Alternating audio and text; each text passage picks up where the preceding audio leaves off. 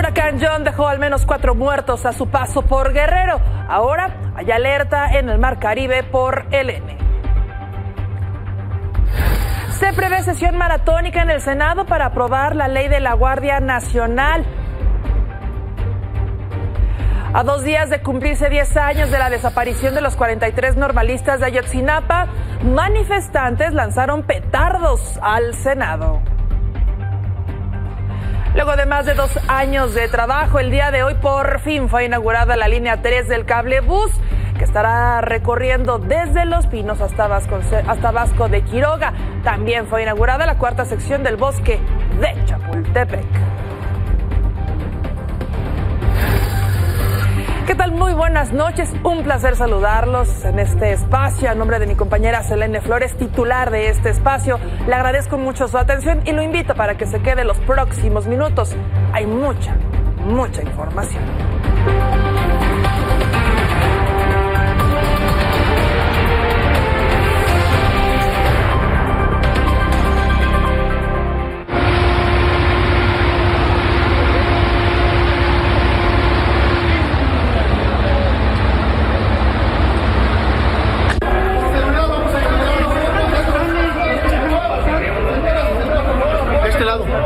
Pásale.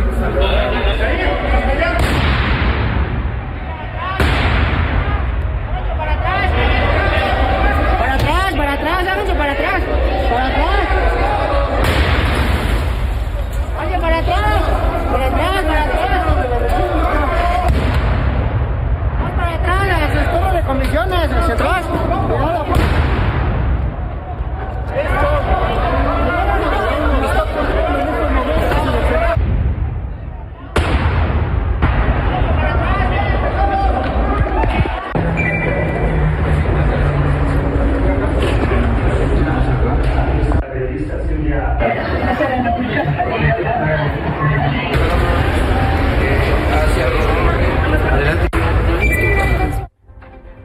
Oiga, ¿qué es esto?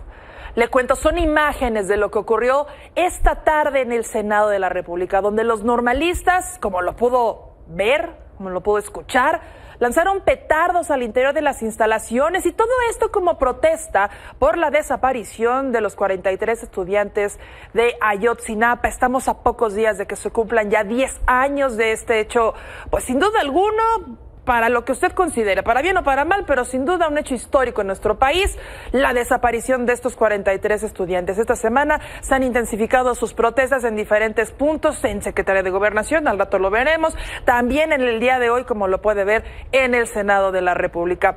Los inconformes también realizaron pintas en las rejas de este recinto legislativo que está en la esquina de Insurgentes y Reforma.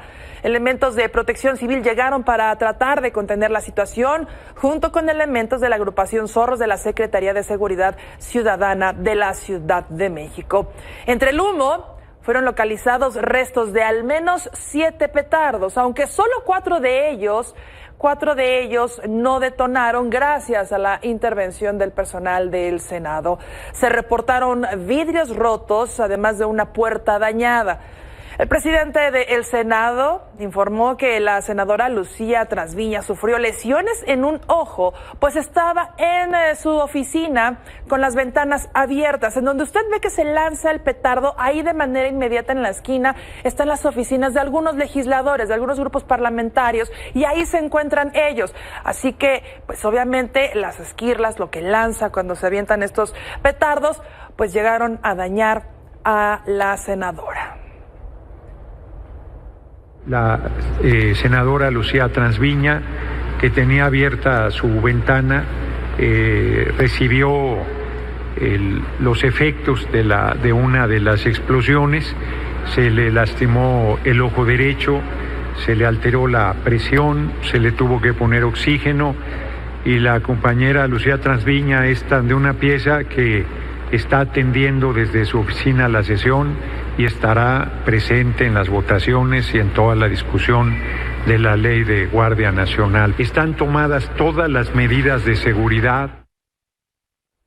Justo como lo mencionó el presidente del Senado, Gerardo Fernández Noroña, previo a esto, los morenistas ya habían justificado la colocación de las vallas metálicas en los alrededores del Senado ante esta posible presencia de los estudiantes y familiares de los 43 normalistas de Ayotzinapa. Desde muy temprano, desde la mañana, la Secretaría de Seguridad Ciudadana de la Ciudad de México había montado un operativo para resguardar las instalaciones de la Cámara Alta. Al respecto, Saúl Monreal, senador de Morena, dijo que el amurallamiento fue para intentar prevenir un suceso como lo que vivimos el 10 de septiembre, cuando trabajadores del Poder Judicial irrumpieron en el Pleno para intentar frenar la reforma al Poder Judicial. Imagínese usted que no se hayan tomado las medidas que se tomaron. El día de hoy estaremos hablando de otra historia, así que fue una buena medida que se tomó por parte del Senado, porque, insisto, la historia pudo haber sido diferente. No es tanto por el temor que pudiera haber, sino por la obligación que tiene el presidente de la Cámara de resguardar, y lo que estamos aprobando pues chocan algunos intereses y que por eso es importante el resguardo. Bueno, pero además, el Senado esta noche, el Pleno, está discutiendo varias reformas muy importantes. Una de ellas, la principal, es esta reforma a la ley de la Guardia Nacional, de la que anoche fue aprobada apenas en comisiones.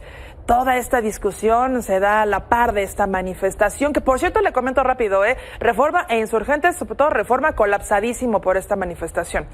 Bueno, pero regresando al Senado, previo al inicio de la sesión, la bancada del PRI dejó en claro, obviamente, su postura en contra de esta reforma, luego de que el día de ayer Adán Augusto López, coordinador de Morena, dijo que habría legisladores del tricolor que la aprobarían. En conferencia, los senadores priistas adelantaron un voto unificado de los 15 integrantes de la bancada y negaron que alguno de ellos vaya a dar un voto a favor, pese a que, acusaron, siguen las presiones de la oposición.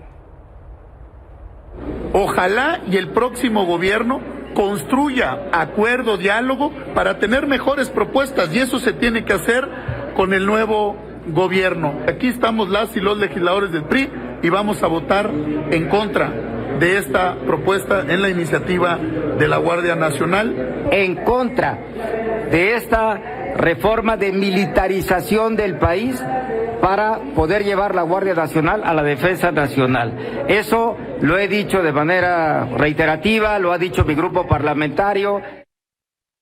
Bueno, por su parte, los senadores de Acción Nacional informaron que el aún panista Miguel Ángel Yunes Márquez asumió como primer secretario de la Comisión de Justicia, posición que le correspondía ocupar a un legislador de Morena.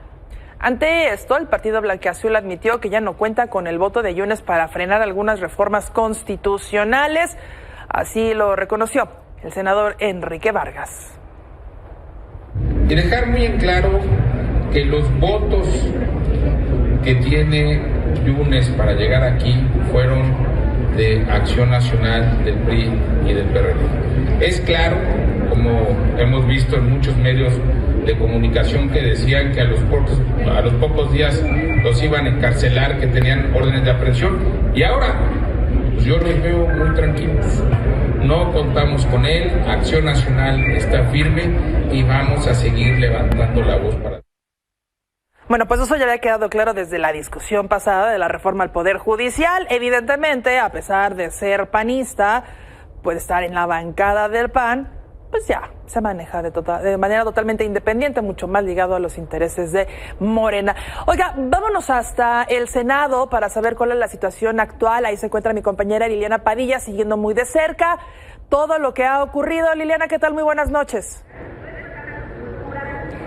¿Qué tal, Liliana? Muy buenas noches. Efectivamente, te saludo desde el Senado de la República. Hace 5 horas esto era completamente distinto después de lo que tú ya contabas, estos petardazos al Senado de la República. En estos momentos se lleva a cabo pues la discusión tras los posicionamientos de las distintas bancadas de esta reforma de pueblos indígenas y comunidades afromexicanas.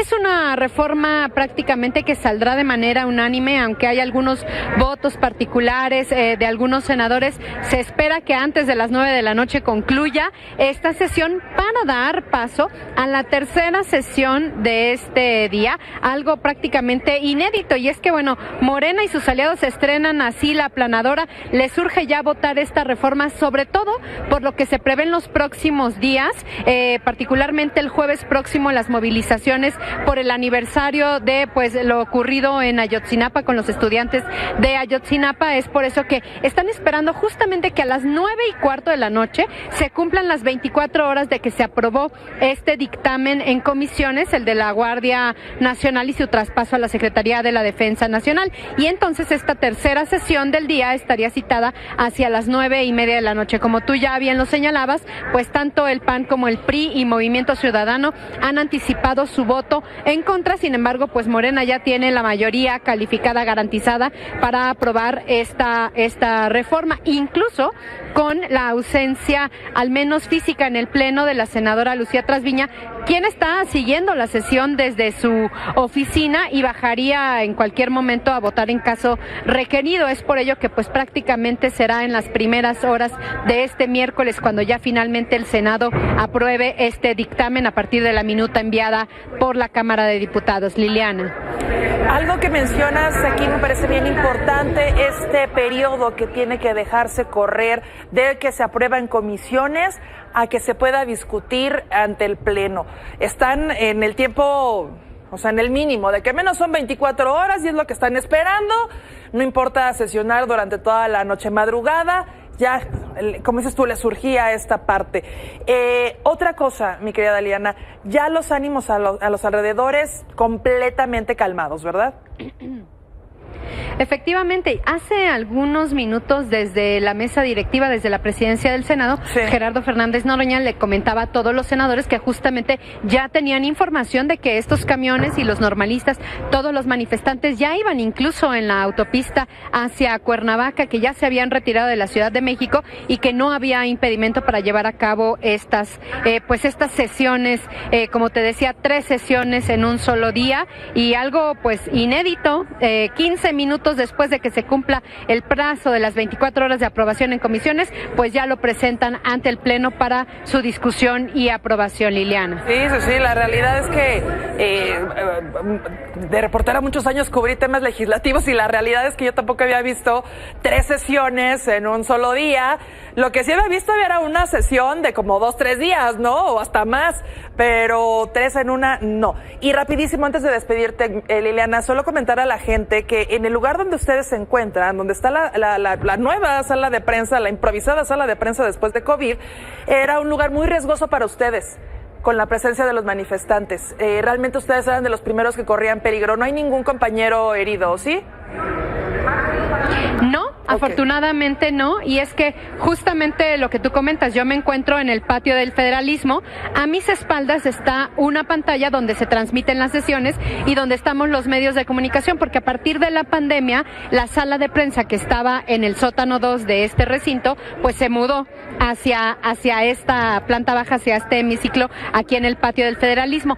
Ya se había dicho que traían petardos, que estaba la movilización, que incluso en alguna otra manifestación hace algunos años lo que hicieron fue, después de las pintas y antes de retirarse, comenzar a lanzar petardos. Entonces todo estaba como muy medido. En estos tiempos anunciaron que ya se iban a retirar y entonces comenzaron a replegarnos. Evidentemente muchos de nosotros lo que hicimos fue comenzar a grabar porque escuchamos el primer estruendo y pues evidentemente nos empezaron a replegar, alcanzamos a captar. Yo al menos escuché 3 en el video que pude grabar, y es la puerta de cristal que da exactamente al Paseo de la Reforma la que se reventó. Lo que tú señalabas al inicio del noticiero es claramente lo que sucedió. Tapearon, pusieron madera, pusieron tablas de madera detrás de las puertas de cristal, y eso protegió que los petardos no entraran hacia el patio, que pegaran con estas tablas de madera, aunque sí tocó uno de las puertas de cristal, que son bastante gruesas,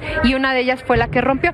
Justo arriba de donde está esa puerta de cristal cristal que se rompió en el tercer piso es donde se encuentra la oficina de la senadora Lucía Trasviña. Las ventanas son muy pequeñas, pero sí, lo cierto es que sí está muy expuesta la oficina porque está casi donde termina el edificio, ya hacia el Paseo de la Reforma. Muy claro todo lo que nos acabas de mencionar. Y sí, todo el mundo oye del conflicto, pero el espíritu reporteril nos lleva al conflicto, sin duda alguna. Todo el mundo a sacar sus cámaras a grabar. Gracias, mi querida Liliana. Gracias por esta información. Estaremos muy pendientes de toda la cobertura durante la noche y madrugada a través de las diferentes plataformas de Milenio. Gracias y buenas noches. Buenas noches. Liliana, pues bueno, así las cosas aquí en este Senado.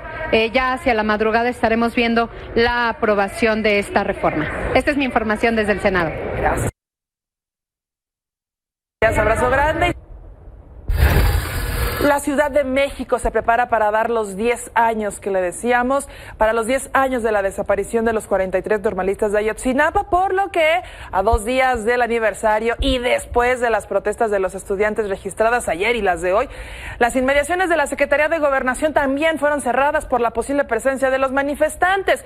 Los accesos peatonales ubicados en el Paseo de la Reforma fueron bloqueados este martes por las autoridades con vallas metálicas y de color azul, y en algunas glorietas en concreto, estas grandes que se llaman rompeolas, las azules, más estas de cemento, pues previendo, ya estamos un par de días de que se cumplan los 10 años, normalmente se recrudecen las manifestaciones.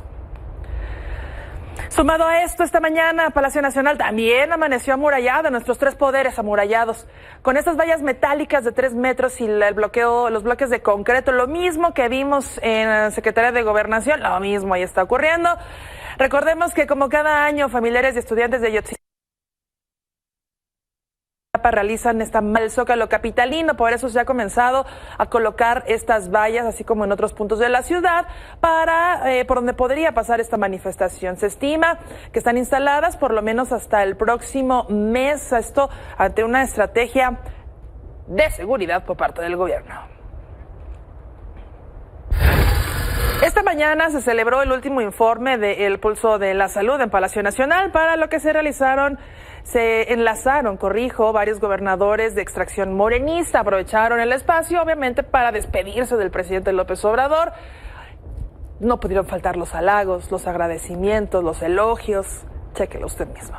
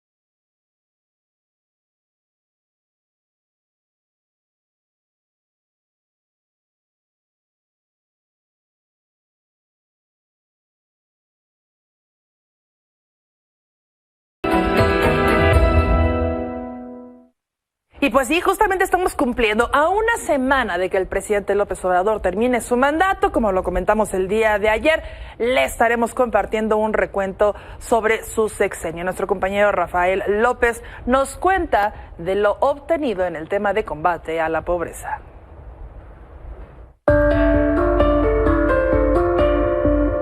El combate a la pobreza y la desigualdad en el gobierno del presidente Andrés Manuel López Obrador ha sido reconocido por instituciones internacionales como el Banco Mundial y la Organización de las Naciones Unidas. Una cosa es tener la convicción de ayudar a la gente humilde, a la gente pobre, pero otra es poder comprobar, demostrar que la estrategia funciona. Según el Banco Mundial, las políticas públicas aplicadas por la Cuarta Transformación ayudaron a que los niveles de desigualdad en toda Latinoamérica se redujeran significativamente. La institución sostiene que en México 8.8 millones de personas salieron de la pobreza por el aumento de los salarios y la reducción del desempleo y la informalidad. Por su parte, la ONU aseguró en julio pasado que la economía del país tiene cimientos sólidos con beneficios históricos para los trabajadores. ¿Por qué bajamos la pobreza? ¿Por qué se reduce la pobreza? Bueno, porque se aumentaron los salarios, porque los tecnócratas corruptos, conservadores, engañaron de que si se aumentaban los salarios se iba a disparar la inflación. A escala nacional, el Coneval e INEGI destacan que en todas las entidades federativas se disminuyó el número de pobres respecto a 2020, siendo Baja California Sur, Quintana Roo y Baja California los estados con mayor caída porcentual. Sin embargo, el mayor pendiente de esta administración radica en el rubro de la pobreza extrema, pues el número de personas que viven sin poder cubrir sus necesidades alimentarias pasó de 8.7 millones a 9.1 millones. Para Milenio Noticias, Rafael López Méndez.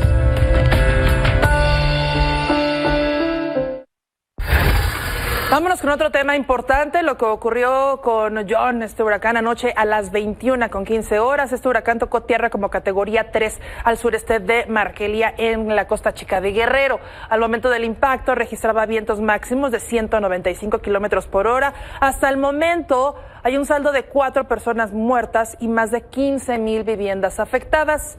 Así le ocurrió.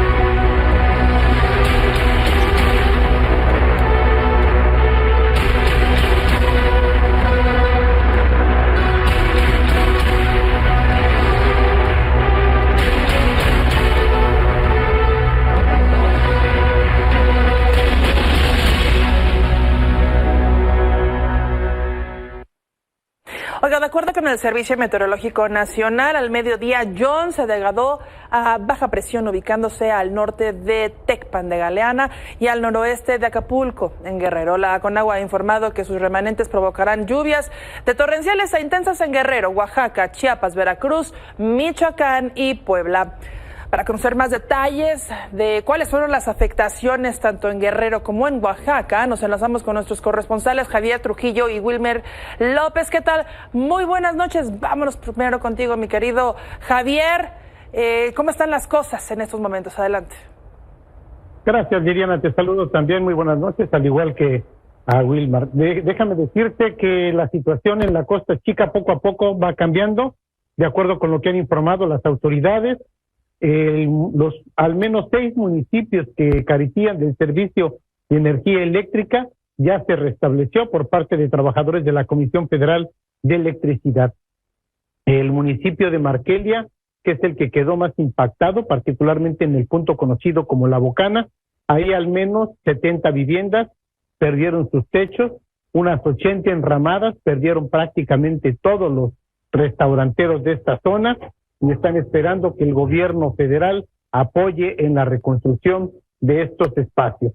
Te comento que John dejó 14 municipios con afectaciones, al menos en la parte de la Costa Chica. Se habla de 2 personas muertas, una mujer y un niño que fallecieron tras el deslave de un cerro en el domicilio que ellos habitaban en la colonia Santiago Apóstol, en el municipio de Tlacochitlahuaca. Otra persona que falleció en la comunidad de Paraje Montero es una señora que se llama Rufina López, de 70 años de edad. También a ella el deslizamiento de la tierra provocó que una barda le cayera en el lugar donde se encontraba dormida. En ambos casos, personal del Ejército Mexicano y habitantes de las comunidades realizaron las actividades para rescatar los cuerpos de las 3 personas, y hay una más que mencionaba mi compañero Pablo Maldonado en la zona también de la Costa Chica. Te comento también que en el puerto de Acapulco hasta este momento se reporta saldo blanco. Hay al menos 100 personas en los albergues, tanto en la Costa Chica, particularmente en el municipio de Igualapa, como en el puerto de Acapulco, donde hay al menos unas 70 personas en los 5 refugios temporales que fueron habilitados por las autoridades para atender a los habitantes del puerto. Es lo que se tiene hasta este momento, aunque me lo permites, Liliana, te diría que como en otras ocasiones, como ocurrió con Otis, el transporte público hizo nuevamente de las suyas, alteró las tarifas hasta en un 66%, de acuerdo con los datos que se han obtenido. No hubo nadie que pudiera evitar que ocurriera esta situación, y bueno, pues los ciudadanos del puerto tuvimos que pagar prácticamente el doble de la tarifa que normalmente deberían estar cobrando en el puerto de Acapulco. Finalmente te informo que la Comisión de Agua Potable y Alcantarillado del municipio de Acapulco está anunciando que se suspenderá la distribución del servicio debido a estas torrenciales lluvias que tuvieron que provocar que se apagaran los motores que distribuyen el servicio de agua potable para las colonias, para las más de 500 colonias del puerto de Acapulco.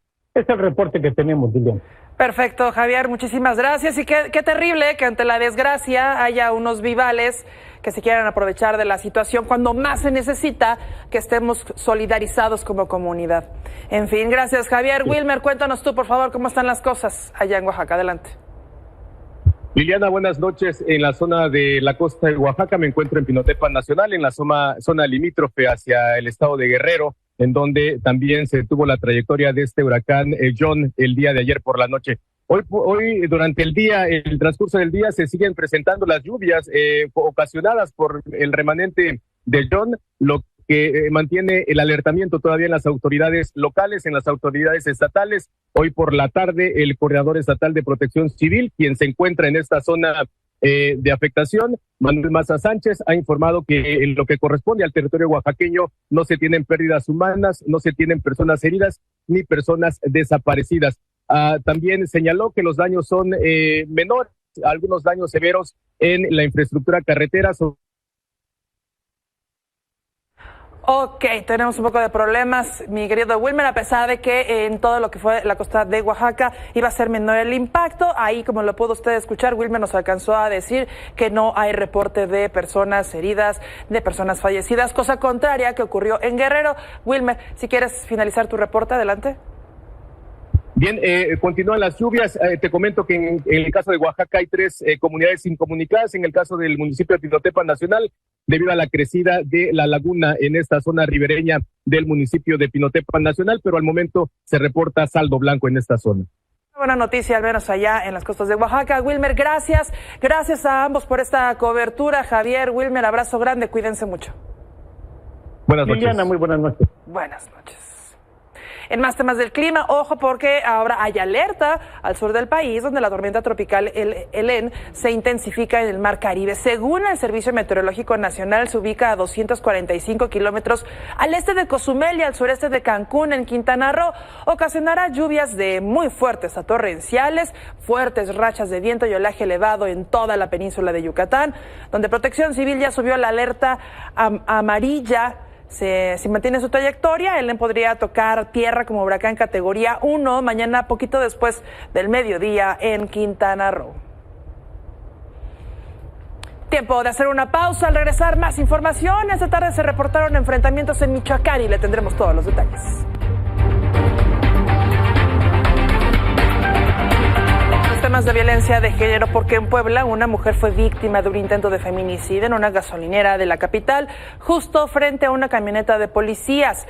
Todo esto ocurrió cuando el presunto agresor estacionó su carro en la estación de gasolina donde se encontraba la víctima y sin decir ninguna palabra le disparó. El hombre trató de darse la fuga, pero fue detenido por los policías que, como le decía, se encontraban justo enfrente de esta gasolinera. La víctima fue trasladada al hospital donde se encuentra grave.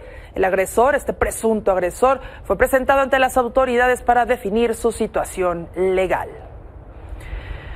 Aquí en la Ciudad de México, Elizabeth, una mujer de 63 años, fue apuñalada en la alcaldía Venustiano Carranza. Información presentada por mi compañero Carlos Jiménez señala que la mujer intentó defender a su nieto del maltrato físico que un hombre presuntamente ejerce sobre el niño. Fueron los vecinos de la zona quienes presenciaron este ataque y dieron aviso a las autoridades, mismas que detuvieron al presunto agresor, mientras que Elizabeth fue trasladada al hospital, pero hasta el momento no se sabe nada de su estado de salud. Se lo mencionaba, se reportaron enfrentamientos armados y la quema de varios municipios de Michoacán. Para más detalles, vámonos contigo, César Cabrera, adelante. ¿Qué tal? Muy buenas tardes. Efectivamente ha sido una jornada muy intensa aquí en Michoacán, luego de que se reportaron enfrentamientos armados, bloqueos carreteros y la quema de unidades. Todo comenzó pasadas las 3 de la tarde, entre las 2 y 3 de la tarde, cuando en el municipio de Longarícuaro se reportó una agresión armada a personal de la Fiscalía General de la República, quienes realizaban tareas de investigación, tareas operativas en la zona. Esto derivó en un enfrentamiento que se extendió a otros municipios con la quema de unidades y bloqueos carreteros. Los municipios donde se presentaron estos casos fueron en Pátzcuaro, también en Quiroga, ya casi rumbo a la salida a Morelia. En Morelia, en la tenencia de Capula, se reportó un intento de un quema de un autobús, y en otros municipios donde también se retiraron ya las unidades. De acuerdo con reportes preliminares, son al menos 8 unidades las que resultaron incendiadas. Atrás de mí, en este municipio de Pátzcuaro, como se puede observar, hay rastros de una unidad que fue incendiada hace unos minutos. Ya fue sofocada las llamas. Hubo personal de la Policía Municipal, también hay presencia de la Guardia Civil, de la Policía de Tránsito.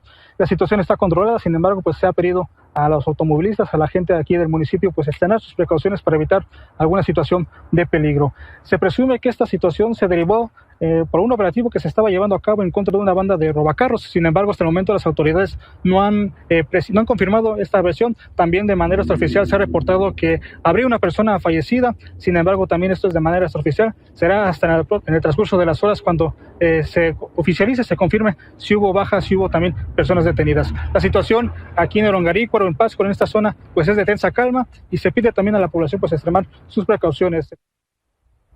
Perfecto, César, gracias por la información, estaremos pendientes. De Michoacán vámonos hasta Chiapas, porque los pobladores de frontera Comalapa marcharon para exigir justicia por las personas desaparecidas y que se garantice la seguridad en la zona. Jonathan González, nos tienes detalles, adelante. Hola, ¿qué tal? Muy buenas noches, un saludo desde Chiapas. Efectivamente, a casi casi 2 meses de que se registraron estos hechos violentos en la sierra fronteriza de Chiapas, pues los habitantes de frontera Comalapa salieron este martes a las calles, como tú ya lo comentabas, para exigir que se garantice la seguridad, pero sobre todo que se busquen a las personas que han desaparecido, que han sido privados de su libertad por uno de los grupos del crimen organizado que se disputa el territorio en esta zona del estado de Chiapas. También, pues bueno, el centenar de habitantes salieron vestidos de blanco y con algunas pancartas en mano para exigir la intervención de las autoridades. Dijeron que temen que el próximo 28 de septiembre, fecha en la que presuntamente el ejército mexicano, que es quien resguarda estos municipios, estas comunidades de la sierra, pues los abandonen pues ellos tendrán que acudir al batallón para resguardarse previo al cambio de gobierno. Sin embargo, pues solicitaron que no los dejen, que no los abandonen, y sobre todo pues recordarles que precisamente la primer marcha que se registró en esta zona de la sierra fronteriza ocurrió en junio del año pasado y posteriormente en agosto se realizó otro en Chicomucelo, donde 9 días después también pues el profesor quien organizó la marcha pues fue ejecutado en su domicilio y torturado frente a su familia. Entre esta situación que se vive en la zona sierra fronteriza de Chiapas, hicieron un llamado para que se calme la violencia, pero sobre todo pues que dejen de desaparecer las personas. Recordemos también, Liliana, que hace más o menos un mes, cuando la violencia se estaba iniciando en esta zona de la sierra fronteriza, pues también unos 60 personas de la comunidad de Paso Hondo también fueron privados de su libertad, los cuales hasta el momento se desconoce de su paradero, y lo único que las familias saben es que han sido obligados a participar en algunos bloqueos carreteros que están instalados a lo largo de la sierra fronteriza. Sin embargo, pues no han regresado a casa, y esto es precisamente lo que los pobladores piden a las autoridades, y piden también, por supuesto, al crimen organizado, el cese de la violencia en esta zona de la sierra fronteriza. Ese es el reporte que tenemos desde Chiapas. Es que cómo no va a salir la gente a marchar, Jonathan. O sea, ¿cómo pueden desaparecer 60 personas? ¿Cómo pueden ser secuestradas 60? E igual y un poco más. Me acuerdo todavía que nos dabas ese reporte y que las autoridades no digan nada. O sea, nadie se preocupa. ¿Desaparecieron y ya? Bueno, pues ni modo. A lo mejor si no digo nada como autoridad, no pasó. A lo mejor así ya se nos olvida, pero la incertidumbre que está viviendo Chiapas en ciertas comunidades es terrible, porque además no es el primer hecho en donde desaparece tanta cantidad de personas secuestradas por el crimen organizado. Y pareciera que si no lo mencionamos, no pasó nada. Las familias no están sufriendo, no viven en la incertidumbre total. ¿Qué más da 60 personas de una comunidad? No, hay que recordarlo, mi querido Jonathan. ¿Dónde están esas personas? Porque en su casa, con su familia, no. Gracias, Jonathan, por esta información. Ojalá que de alguna manera las autoridades puedan atender a estas personas. Este reclamo que se les hace es solamente seguridad. Gracias, Jonathan. Abrazo. Un abrazo, muy buenas noches. Buenas noches. Y bueno, pues vamos a otro lugar que no está tampoco muy en paz, ¿verdad? En Sinaloa, ya a 16 días de los hechos violentos en la entidad, el Ayuntamiento de Culiacán anunció la suspensión de las actividades programadas con motivo del 463 aniversario de la ciudad. El alcalde Juan de Dios Gámez informó que los recursos destinados a los festejos serán dirigidos para apoyar a los sectores más afectados por los recientes hechos de violencia. Y es que en algunos lugares de Culiacán siguen resintiendo los enfrentamientos del fin de semana, como es el caso del fraccionamiento Tres Ríos, donde un civil fue baleado. Hoy Milenio recorrió el lugar y para tener todos los detalles nos enlazamos contigo, Manuel Aceves. Manuel, adelante. Buenas noches, Liliana, buenas noches a la audiencia. Así es, un enfrentamiento ocurrido el pasado sábado 21 de septiembre en este complejo habitacional del desarrollo urbano Tres Ríos dejó pues marcas imborrables en los residentes, pero una de las pérdidas más dolorosas fue la de Juan Carlos Sánchez, un padre de familia que en su último acto de valentía intentó proteger a su esposa e hija, una bebé que resultó intoxicada por el gas lacrimógeno. Durante el violento operativo que dejó a su paso departamentos incendiados, puertas forzadas, impactos de bala en las paredes, Juan Carlos se encontró atrapado en medio del fuego cruzado mientras intentaba resguardar a su pequeña. Las balas no le dieron tregua y el abogado perdió la vida en el lugar. Los vecinos recuerdan a Juan Carlos como un hombre emprendedor dedicado a su familia, rechazando la versión del comunicado oficial que lo contabilizaba como uno más, un civil armado más. Ellos dicen que esto de ninguna manera es cierto, y lo que está confirmado ya por la Fiscalía General de la República es que en uno de sus inmuebles se detectaron 3 armas de fuego, 11 cargadores, 391 cartuchos de diferentes calibres, 40 casquillos percutidos, una granada de gas, 5 partes de artefactos explosivos, también cascos balísticos, radios de radiofrecuencia, un celular, diversas prendas pixeladas, es decir, uniformes tácticos. No en el departamento donde estaba Juan Carlos, sino en otro de los departamentos fue detectado precisamente todo este equipo, todo este armamento, todas esas municiones. Y bueno, en el caso de Culiacán, se ha vivido un día donde la gente está tratando de hacer su normalidad, Diana. Sin embargo, se han presentado distintas situaciones, pues delincuentes que eran perseguidos por elementos policíacos arrojaron ponchallantas y el conductor de un vehículo resultó afectado, esto en el paso deprimido que se localiza en la Universidad del Fraccionamiento Horizontes, en el sector 4 de marzo. Ahí se escucharon algunas detonaciones, los niños y las niñas se tuvieron que meter en una escuela cercana debajo de los pupitres, una situación pues que se viralizó en algunas fotografías que estuvieron circulando. También se han presentado distintos hechos a lo largo del día. Hace unos momentos un trabajador de la Junta Municipal de Agua Potable fue privado de la libertad en el Boulevard Arjona de Culiacán. También un domicilio de la colonia Guadalupe Victoria fue baleado durante esta tarde y hace unos momentos nos estaban reportando y vamos a confirmarlo en unos momentos más, artefactos ponchallantas arrojados al sur de Culiacán en el Boulevard, en el fraccionamiento, la carretera la Costerita, y estaremos confirmándolo, Liliana, en un momento más. Es la información desde Sinaloa. Manuel, te dejamos trabajar, seguramente en los diferentes espacios estaremos retomando esta información. Cualquier cosa también seguiremos en las diferentes plataformas de Milenio. Gracias, buenas noches. Buenas noches. Oiga, por cierto, el día de hoy el Departamento de Tesoro de Estados Unidos informó que sancionó a 2 empresas propiedad de traficantes de fentanilo vinculados con el cártel de Sinaloa. En un comunicado, la dependencia detalló que una de las empresas sancionadas es Nieves y Paletas Evi, un negocio de helados ubicado en Culiacán y en municipios como Pueblos Unidos y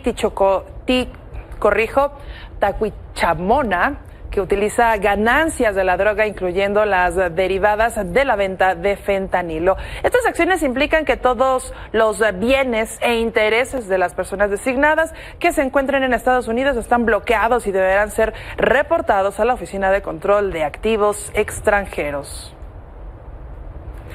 Con esto hacemos una pausa, no se vaya, ya viene Ana Karina Martínez con toda la información de negocios.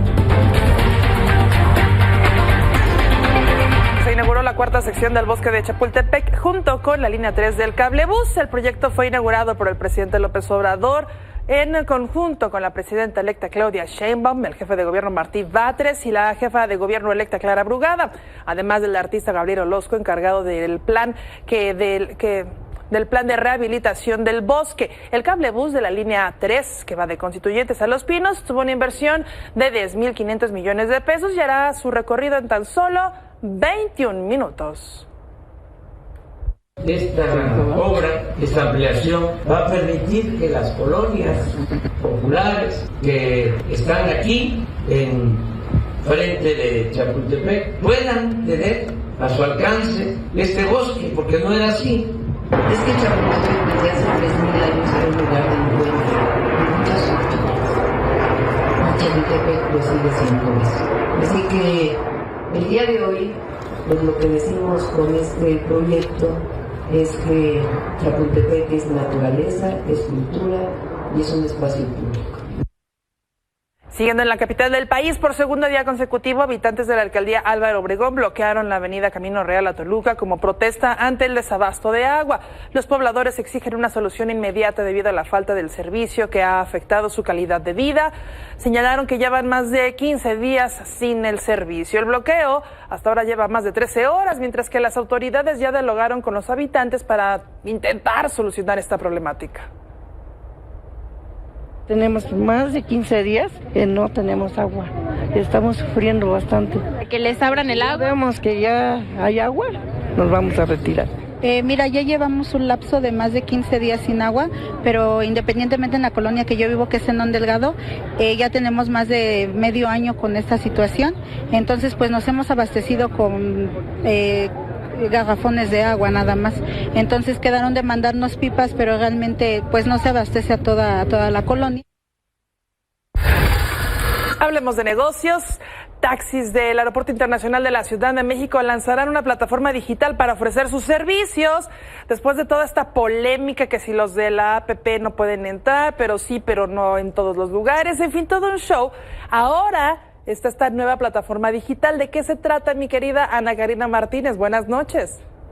Qué gusto saludarte, Lili, muy buenas noches. En efecto, como una respuesta a la demanda donde se ha pedido que se integre a los taxis de plataforma digital en los aeropuertos del país, bueno, los taxis permisionarios que operan en el Aeropuerto Internacional de Ciudad de México dijeron Pues mira, nosotros lanzamos o vamos a lanzar nuestra propia aplicación digital, con la cual los usuarios podrán reservar con anticipación el servicio, también podrán pagar en efectivo o tarjeta e incluso solicitar una unidad a domicilio para que los traslade hacia el AICM. Ernie Orozco, abogado de estas compañías, detalló en conferencia que la aplicación también tendrá botón de seguridad, opciones para facturar y la posibilidad de elegir el tipo de vehículo que necesita el usuario. Esta medida, como ya mencionabas, después de toda la polémica que se ha armado, a todas luces demuestra que no quieren o que no van a permitir que los taxis de aplicación entren a operar en los aeropuertos. De hecho, en esa misma conferencia aseguraron que la entrada,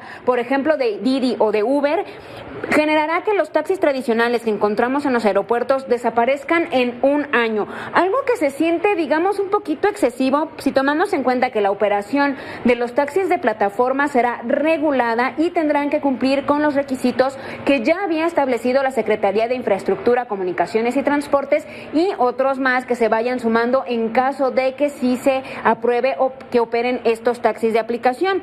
Estos taxistas permisionarios aseguraron que no están en contra de la entrada de las aplicaciones de movilidad. Sin embargo, este lanzamiento o posible lanzamiento, porque todavía no está listo, pues la verdad es que nos dice todo lo contrario. Al parecer no quieren que entren a operar estos taxis de aplicación y para esto basta tan solo con escuchar lo que nos dijo Leonor Pérez, asesora jurídica de los permisionarios que operan ahí en el AICM, pues señaló que incluso ya han solicitado ayuda de la Guardia Nacional para que pues realicen operativos contra los servicios de plataforma porque los consideran ilegales. Así que todavía queda mucho que decir, ambos bandos aventándose la bolita y realmente el usuario aquí es el que está más afectado porque ni una ni otra. La verdad es que todavía falta mucho que decir en este caso, Lili. Sí, sin duda alguna hemos visto lo que ha ocurrido con los usuarios en estos días, caminan con las maletas por las calles, en fin, ha sido todo un tema en el que nadie se pone de acuerdo. Cada quien se lanza la pelotita. Ana Karina, vamos a ver qué pasa con esta propuesta al final del día y estaremos pendientes. Por lo pronto, gracias. Buenas noches. Muchas gracias, Lili. Muy buenas noches. Oiga, con esto hacemos una última pausa, pero no se vaya. Ya viene Minelia Taide con lo mejor de los deportes. Se va Ana Gabriela Guevara.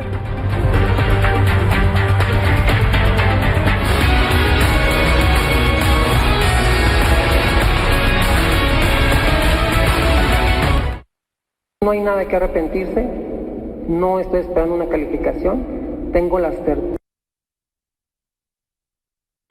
y la plena satisfacción de haber logrado y de haber hecho junto con todo el equipo que saliéramos a buen puerto.